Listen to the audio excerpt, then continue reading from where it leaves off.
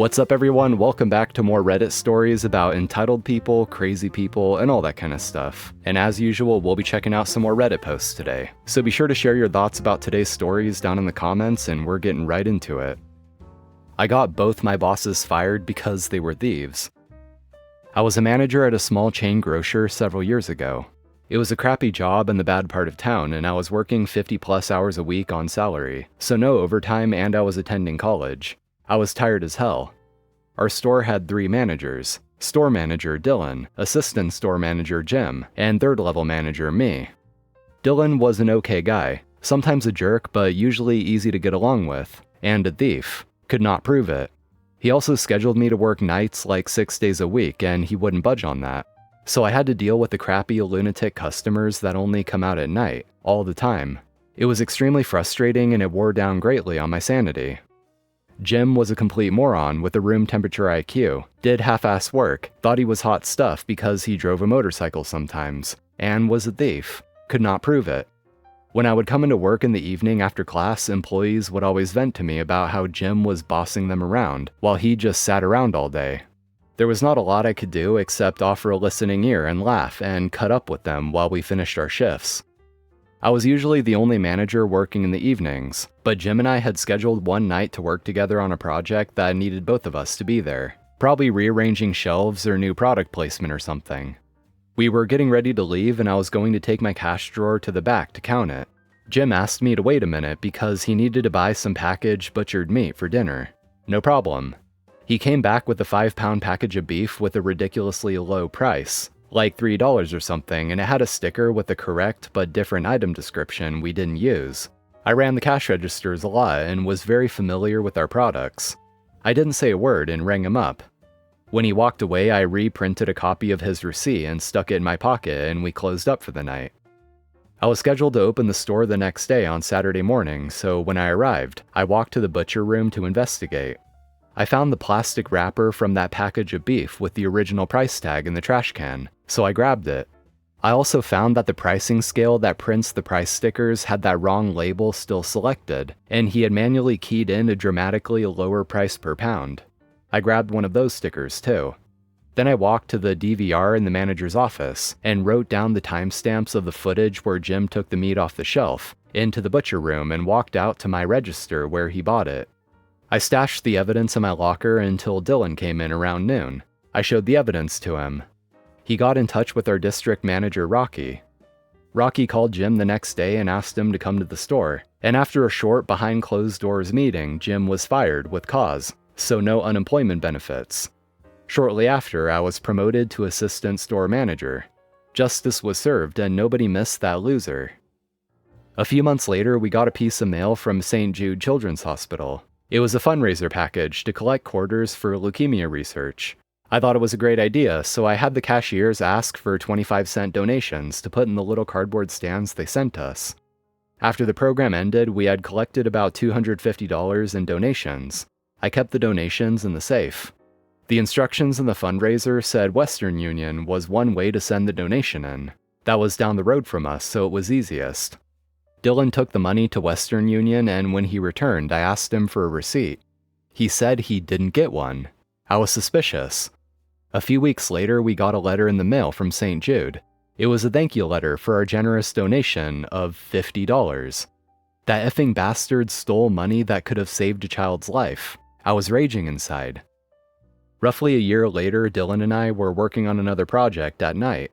I had finished cleaning the floors and noticed I had not seen him for a while.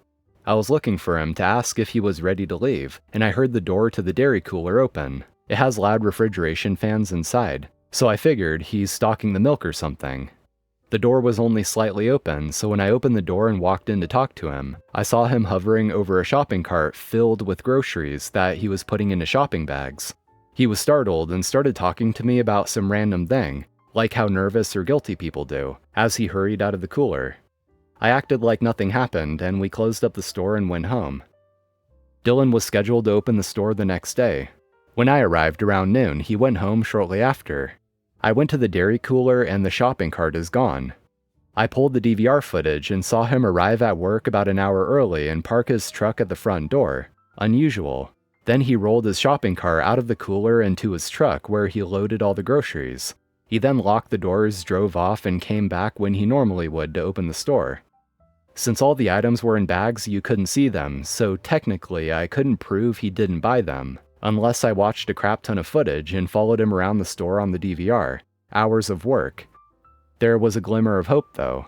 One thing he stole was a jumbo pack of paper towels so it would not fit in a bag. This particular brand of paper towel was also overpriced, so customers had not bought a single one, and there was only one pack missing from the display. I needed a little more evidence though. I got the barcode number from those paper towels and ran a report on the computer for any transactions the entire week that contained that number. It showed no results found. Perfect. I printed that and wrote down the DVR timestamps.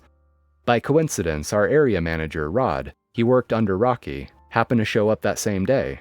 I showed Rod the evidence, and you can guess what happened after that. Dylan didn't get his unemployment benefits either.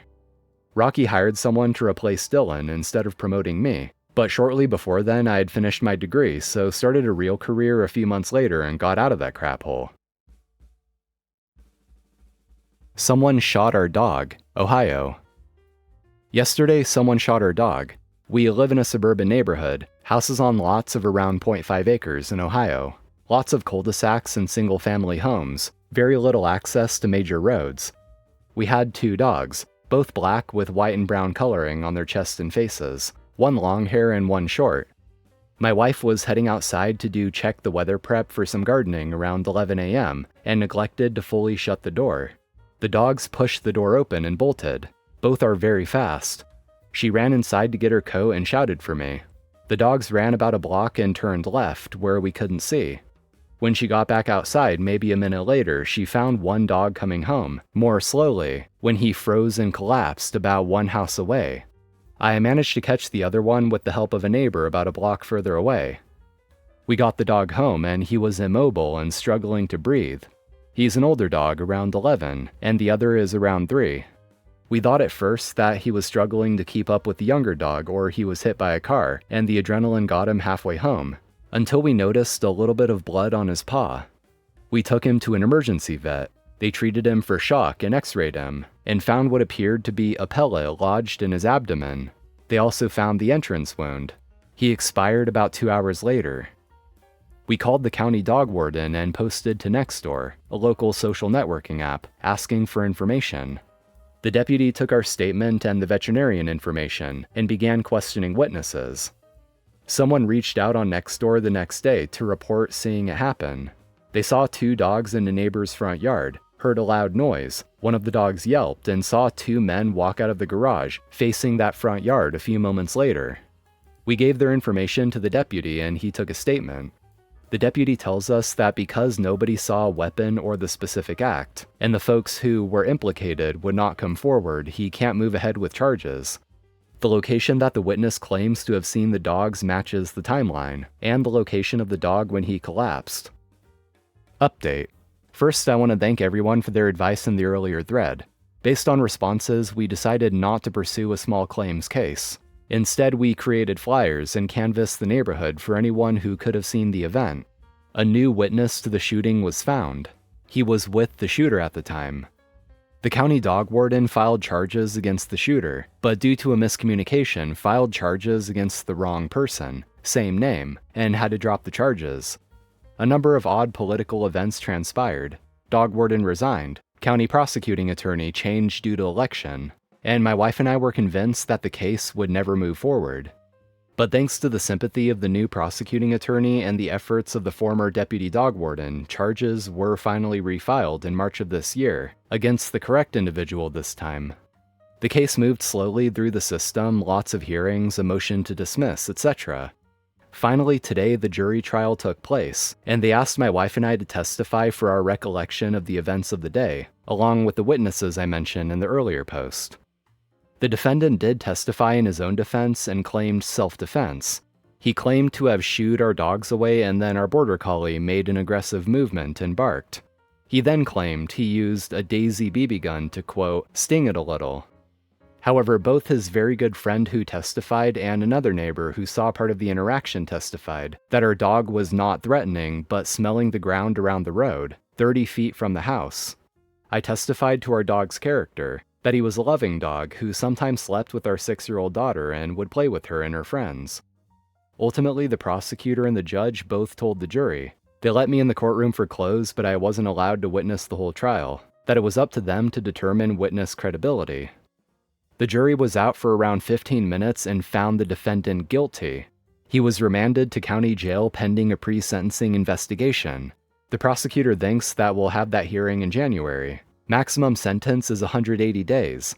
Thank you everyone for your help. I felt like I owed you an update. Just wanted to drop in and let everyone know the final outcome. Sentencing was pushed to earlier this month from the original December 15th date. The judge sentenced him to 140 days in, 40 additional suspended, and 2 years probation with stipulations for payment of restitution, veterinary bill, mental health evaluation, and a no contact order with us. He gets credit for time served of 54 days, so he'll be in through most of April. Some of his family and friends spoke on his behalf at the sentencing, and I had the chance to speak as well. Wife and I are glad to finally put this behind us. Thank you.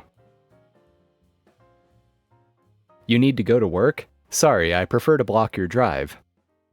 We're going back in time a couple of decades. At the time, I lived in a corner house in the UK, and my drive opened up onto a quiet side road. Directly opposite this lived, fake name, John, my neighbor.